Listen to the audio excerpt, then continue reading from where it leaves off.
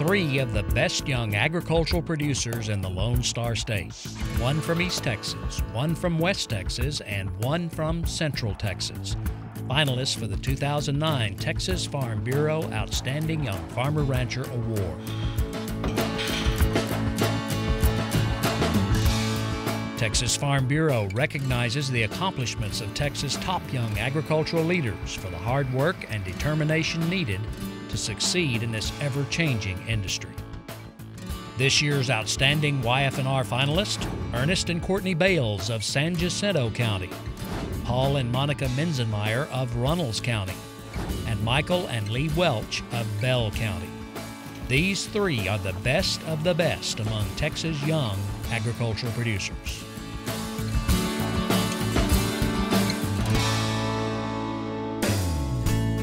Ernest Bales is a beef cattle, hay, and timber producer in San Jacinto County. He also founded Repro Select, which has quickly become one of the top names in cattle and wildlife genetics. He and his wife Courtney have two sons.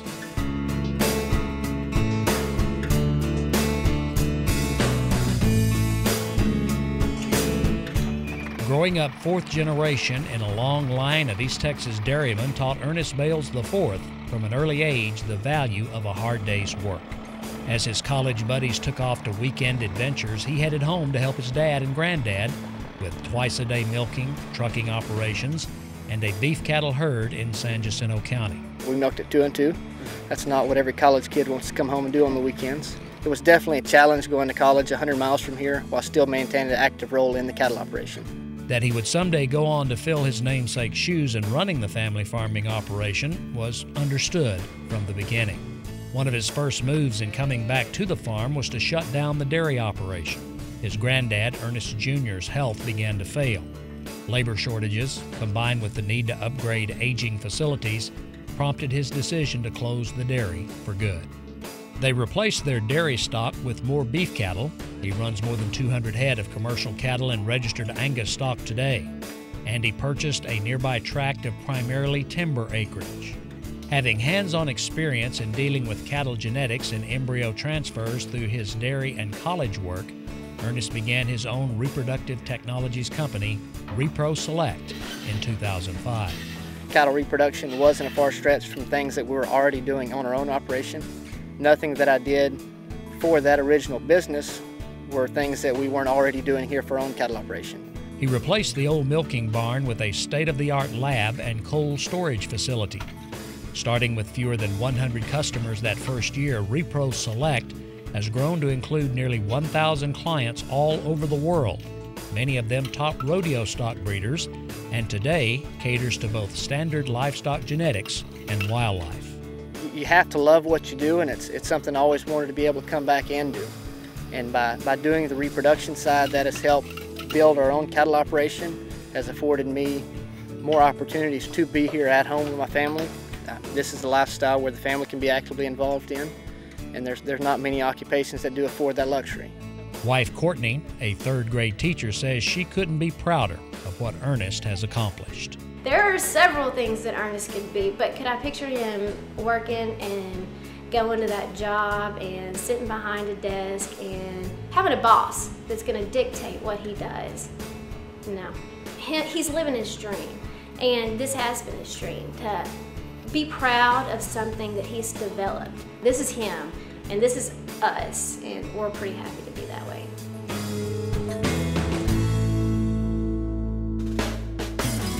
Paul Minzenmayer raises wheat, cotton, and cattle in Runnels County, as well as owning a grain storage and marketing facility near Roscoe. He and his wife Monica have a son and a daughter.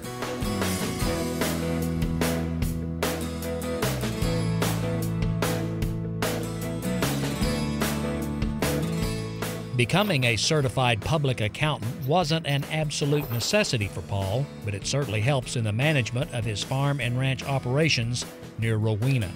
Paul grew up in Runnels County, following his father's footsteps to the cotton fields before he had even finished high school.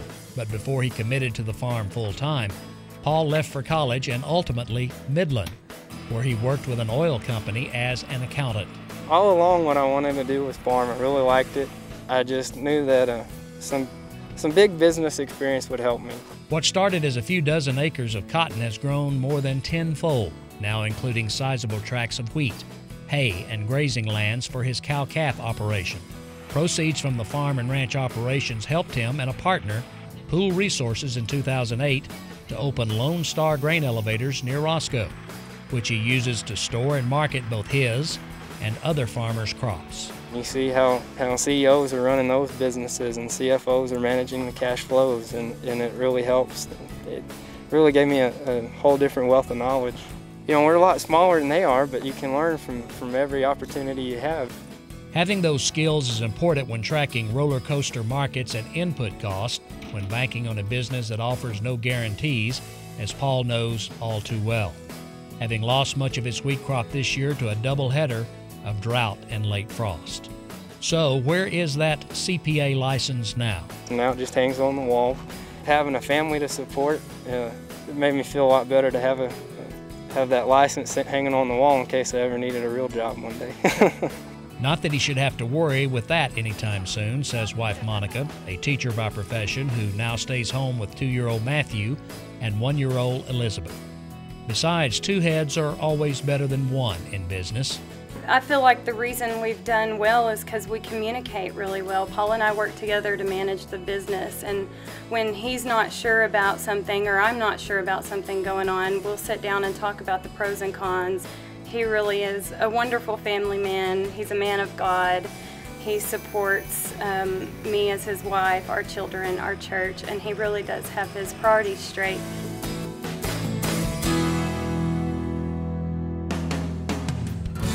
Michael Welch farms corn, wheat, cotton, and milo in Bell County, along with managing a beef cattle herd, custom farming operation, and liquid feed business.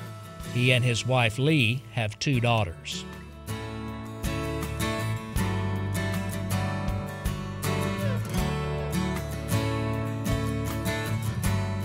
To be a farmer or rancher, Michael Welch says, it must be in your blood. Ever since I could walk, I wanted to be on a tractor. The first tractor and planter I ever had was a little toy John Deere tractor and planter, and the first crop I put in was on my mom's brown shag carpet. Planted corn in the living room and then the dining room and the bedrooms. Each room represented a field that my dad was operating. Those early farming games played havoc with Mom's vacuuming. She wasn't allowed to vacuum the floor because it'd mess up my straight rows.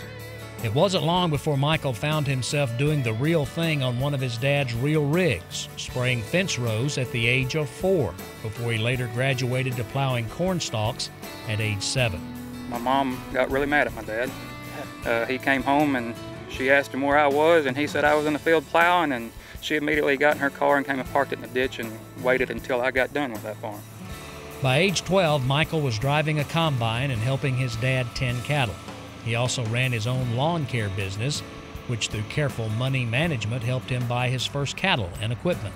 By high school, he had already put in his first crop, and his farming career was well underway.